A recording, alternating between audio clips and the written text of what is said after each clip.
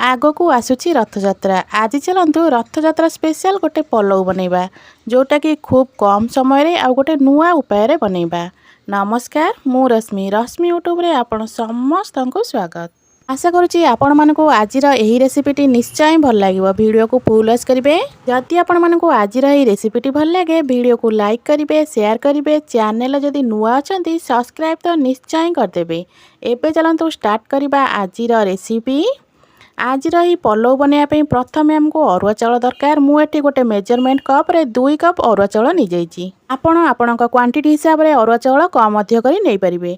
तो मुझे जीरा राइस चाउल नहीं आपण चाहिए नॉर्मल घरे थिबा अरुआ चाउल नहीं पारिबे कि बासुमती अरुआ चाउल मध्य नहीं पारिबे। जो चाउल आपण मानक पाखरे थिबो सेही चाउल रे आपण माने एही रेसिपीटा को बनै पारिबे। चाउल नेला बळे गोटे मेजरमेंट कप रे आपण माने चाउल को निहाती भाव में मापिक नेबे। एठी मु 2 कप चाउल नेथिली। एबे आमे चाउल को टिके भल भाव में धोई दबा। एटी मु चाउल रे अल्प पानी दे देइची। एबे ताको आमे हाथ रे भल भाव में टिके मक्ची दबा। एबे प्रथमे पानी देइथिबा पानी को आमे अलगा कर दबा।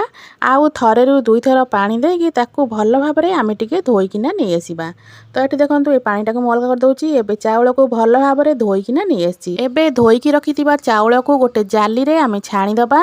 देखंतु एटी मु गोटे जाली रे सब जाक चाउल को देई देइची। चाउल रे जहा भी पानी थिबो सब जाक पानी तळ को निगिडी किना रहि जिवो। आपण मन पाखरे एमिति जाली नथिबो तो आपण माने कॉटन कपड़ा उपरे चाउल को एमती खेळै देबे। 5 रु 10 मिनिट पई मु जाली उपरे चाउल को खेळै देइथिली। एबे देखंतु चाउल हमर पूरा गोटा गोटा हो जाइछि।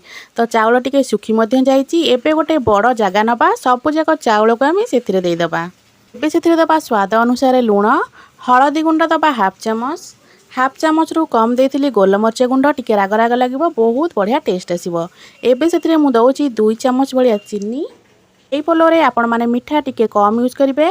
तापर देइथिली अल्प गरम मसला, 2 रु 3टा कंचा लंका, कद्दूकस कर रखिथिबा अदा रु गोटे चामच। एबे सेथिरे दबा गोटे बड़ चामच भलिया गुआ घी। आपण माने एही रेसिपी रे तेल यूज न करी घी यूज करेंगे, बहुत बढ़िया बास्ना आसीबो। एबे सब जाक मसला को देई सला परे ताको एबे हाथ रे आमे भल भाव रे टिके गोळै दबा। चाउल सहित मसला जमती आमर भल भाव में मिसीज सेमती हाथ में टिके भल भाव में गोलई दबा। आपण माने आगुरु पलौ तो बहुत प्रकार उपाय बनैथिबे, थरे एमिति निश्चय ट्राए करिवे। जदि आपण मानकु आजिर एही रेसिपीटी भल लागे वीडियो को लाइक करिवे, शेयर करिवे। चैनल जदि नुआ अछंती सब्सक्राइब तो निश्चय करदेबे। एबे हमर चाउल सहित मसला सब पूरा भल भाव में मिसी गलानी। एबे आको आमे कवर कर दबा। 5 रु 10 मिनिट पई आको आमे कवर करके छाड़ीबा। एबे चलंतु जिबा नेक्स्ट प्रोसेस को। एबे आमे गैस उपरे गोटे कड़ाई बसैबा। कड़ाई हमर पूरा भल भाव में गरम होला परे सेथिरे देबा 2 रु 3 चामच भलिया गुआ घी। सेथिरे दबा अल्प गोटा मसला रे नैथिली दालचीनी, तेजपत्र आ लवंग।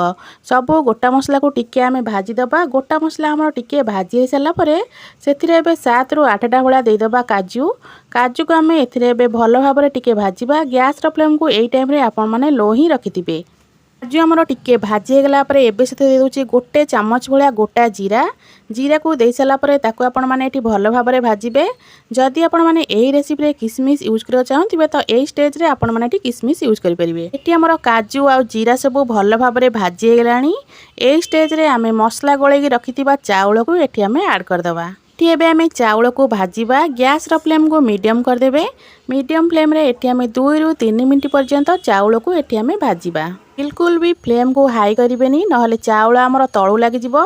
लो टू मीडियम फ्लेम रे चाउल को एठी आमे भाजीबा। आपण एही पलौ को किछि भी लगेई खाई परिबे। डालमा हो कि किछि भी मसला तरकारी हो सबुथिरे एही पलौटा खाइबा पई बेस भल लागिथाय। तो एठी चाउल को मोर भाजीबार 2 रु 3 मिनिट हो गलानी। तो एठी देखंतु चाउलटा हमर पूरा भल भाव में भाजी हो गलानी। मु एठी आपण मानकु देखौची, देखंतु चाउल एठी पूरा भल भाव में भाजी हो गलानी। तो एबे एथिरे आमे पानी ऐड करिबा। मु 2 कप नेथिली चाउल। 2 कप चाउल पई एठी आमे टोटल रे 4 कप पानी दबा। मु प्रथम कही चाउल को नेला बेले सब बेले मेजरमेंट करके नेबे। जो थे आपण मैंने चाउल नहीं से ही पानी को डबल करके देबे। मु 2 कप चाउल नेतिली। 2 कप चाउल पे एठी मु 4 कप पानी देइथिली। एबे आको आमे भल भाव में टिके गोळै दबा। गोळै सला परे आको आमे छाड़ीबा फुटिया पई। पानीटा हमर टिके फुटी आसला परे आको आमे कवर करके 5 रु 6 मिनिट पई छाड़ीबा। पानी आमर फुटिला परे गैस को पूरा लो करदेवे। लो फ्लेम रे याकू 5 रु 6 मिनिट पे याकू आमे छाड़िबा सिझिया पे।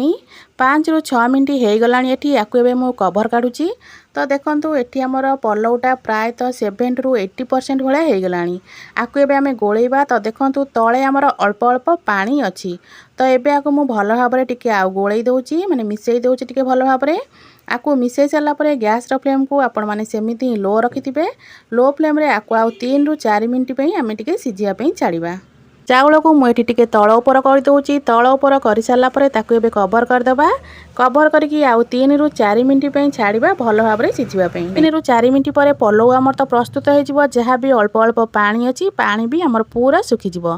ताकू एबे कवर करके 3 रु 4 मिनिट पे छाड़िदबा। 3 रु 4 मिनिट पर देखंतु एठी आमर पूरा पलौ प्रस्तुत हो गलानी। गोटे दाना आनिकी देखौची। देखंतु एटा केते बढ़िया भाबरे पूरा सिझी जाईची। तो एबे आकू भल भाबरे टिके आमे गोळेई दबा।